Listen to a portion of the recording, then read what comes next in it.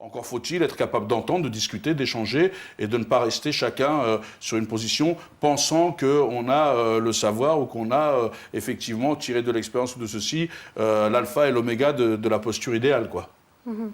Bien sûr. Donc, liste indépendante, émergence. Donc, vous êtes le fondateur, c'est bien ça? L'un des fondateurs. L'un des fondateurs. Pourquoi avez-vous décidé de fonder cette liste? Est-ce significatif d'une certaine carence au niveau de la représentativité des politiques?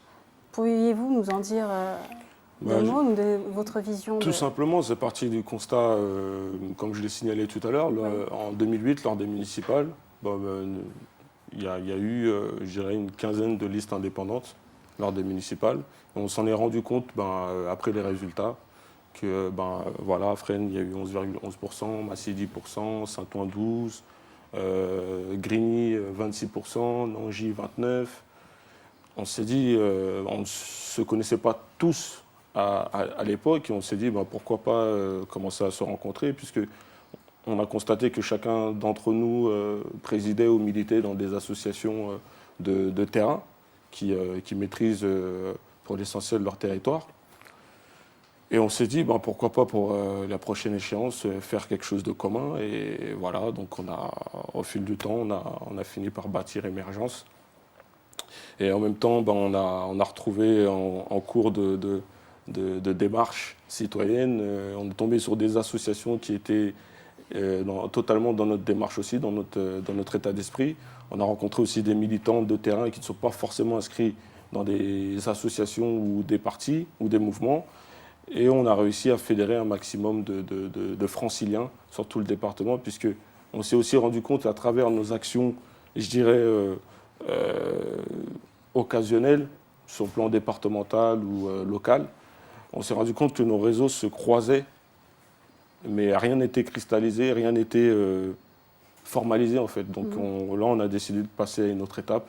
Donc avec Émergence, ça nous a permis de formaliser toutes nos compétences, toutes nos forces vives sur le territoire de l'Île-de-France. Donc pourquoi indépendant? Puisque aussi, il y a l'aspect le fait de ne pas se reconnaître, de ne plus se retrouver dans toutes ces querelles intestines, partisanes qui existent aujourd'hui dans les partis politiques.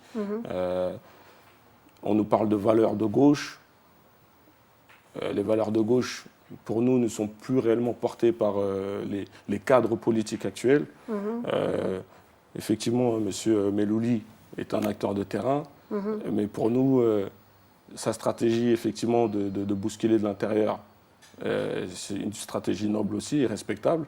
Mais aujourd'hui, nous trouvons que ça fait tellement d'années que ces stratégies sont menées en interne qu'on se dit, il va falloir commencer à bousculer l'extérieur. Et nous n'avons pas cette prétention de dire que c'est la meilleure stratégie, mais ça va être complémentaire, ça peut que forcément faire bousculer les choses dans les deux sens. Et que propose votre mouvement Émergence? Notre mouvement propose des projets qui émanent du terrain. Donc pour nous, les meilleurs experts des quotidiens des uns et des autres ne sont que les franciliens et les franciliennes. Un exemple tout simple, c'est pas M. Huchon qui va se permettre de nous faire la morale ou nous faire de belles propositions autour des transports, autour du stress qu'il y a lié autour des transports, par exemple, ou l'accès au métro, par exemple, pour les personnes handicapées. Les meilleures personnes sont les personnes handicapées, les meilleures personnes sont ces franciliens qui utilisent au quotidien les transports. Ces personnes-là sont, je dirais, les meilleurs experts des difficultés qu'ils rencontrent au jour le jour, quoi. Donc aujourd'hui, Émergence, c'est un mouvement de citoyens, d'associations et de listes indépendantes qui aujourd'hui cherchent à appliquer par un moyen très simple qui est la citoyenneté, la démocratie participative. Donc quand on parle de démocratie participative, c'est vraiment prendre en considération les préoccupations de tout francilien, quel que soit leur environnement, qu'il soit de quartier populaire, de zone pavillonnaire et autres. Ce qu'on a mis en place, c'est une table ronde qui regroupe vraiment toute la société. D'accord, très bien. Aklim Elouli, vous réagissez. Une liste indépendante, est-ce utopique selon vous? On peut y arriver? Est-ce qu'on peut arriver à faire bouger les choses On peut, enfin, c'est, à en mon avis, idées. faire bouger les choses, on y arrive toujours. C'est l'interaction, c'est ce que je disais, c'est pas des gens seuls qui peuvent le faire. En même temps, je pense que après, de là à aujourd'hui, c'est très compliqué. Vous voyez même les nouveaux partis pour émerger. Mais je pense qu'au-delà de tout ça, ce qu'il faut regarder, moi, c'est ce que je regarde. C'est de ma place. Hein. Ce que je regarde, c'est l'expérience qu'ils vont acquérir. Ce qui m'intéresse, c'est cette expérience qu'ils vont faire par eux-mêmes. Et je trouve, c'est pas moi de la démagogie, c'est pas mon truc. Si j'avais dit, et je peux donner des exemples pour voir que je regarde et que je suis militant depuis longtemps. La dernière expérience en date, elle a eu lieu à Goussainville avec Génération Engagée, des jeunes qui ont été élus, qui ont fait un bon score, un peu plus de 10%, si mes souvenirs sont bons comme ça de tête. Donc c'est des gens qui se bougent. Donc il faut regarder ce qui se passe. Et c'est important parce que nous aussi, on a été jeunes, on a essayé de chercher à s'engager, à travailler et à essayer de construire. Voilà. Donc c'est toujours important parce que je pense que ma génération a raté quelque chose. C'est-à-dire qu'au jour d'aujourd'hui, parce qu'on n'a pas eu cette chance d'avoir deux générations qui étaient plus responsables. C'est-à-dire après, je reviendrai sur des exemples que je disais sur les transports. C'est-à-dire que on a un peu, enfin, globalement, entre guillemets, les gens qui avancent ont peur de repartir en arrière et donc ils ne veulent pas regarder derrière, ils ne tendent pas la main et ils ne font pas les locomotives. Et peut-être qu'effectivement, nous, avec l'expérience qu'on a, ou les acquis, on pourrait, alors je ne dis pas aux gens qu'il faut prendre ce qu'on a pour argent comptant, mais on pourrait contribuer à la formation, à développement, ce qu'on essaye de faire dans le cadre de l'espace et dans d'autres réseaux, ce que je fais dans d'autres lieux quand les gens le demandent, c'est-à-dire qu'on pourrait partager quelque chose. Après, à eux de se saisir, c'est comme quand ils en font ce qu'ils voudront, mais il y a effectivement des éléments, par exemple, on prend l'exemple de gens qui s'évadent sur les transports. Enfin, sur les transports, il faut savoir que la réalité de la compétence, de qui et d'où elle vient, depuis combien de temps ils sont là, et que, en l'occurrence, c'est l'interaction. C'est vrai que les usagers sont consultés, etc. Mais après, la complexité, c'est qu'un truc est géré par la RATP, l'autre par la SNCF, qu'il est sur le STIF, que c'est politique. Vous voyez, donc c'est cette complexité. Par exemple, je vois ce que disait sur effectivement les listes qui sont un peu fermées. On voit qu'aujourd'hui, dans toutes les listes, par exemple, c'est celle de l'Île-de-France, mais parce que le territoire, parce que d'autres gens ont essayé de convaincre, même si c'est pas facile, et celle qui est la plus ouverte. Il y aura. Après, moi, le nombre, c'est autre chose, parce que j'aurais préféré tel que celui-là, parce que le problème aussi qu'on a souvent, je ne dis pas que c'est le cas des listes qui sont engagées, je parle de tous en général, et d'ailleurs, c'est naturel, c'est à chaque fois, le gars te dit, ouais, mais tant que c'est pas moi, ça va pas, quoi.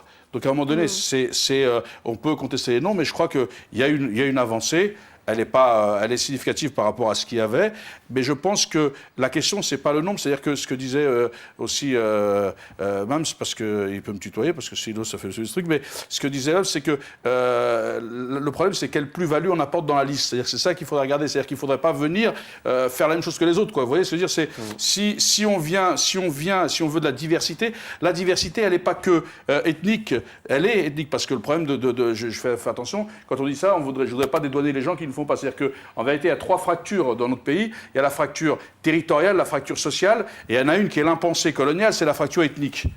Mais si on ne les traite pas les trois à la fois et de façon en synergie, eh bien on n'a pas compris le sujet. Donc il y a effectivement à la fois dans ces listes ces trois revendications qui sont fortes et donc je pense que c'est aux politiques d'entendre et de prendre en compte. C'est pas après que les jeunes de ces listes choisissent un jour ou l'autre de s'engager, etc.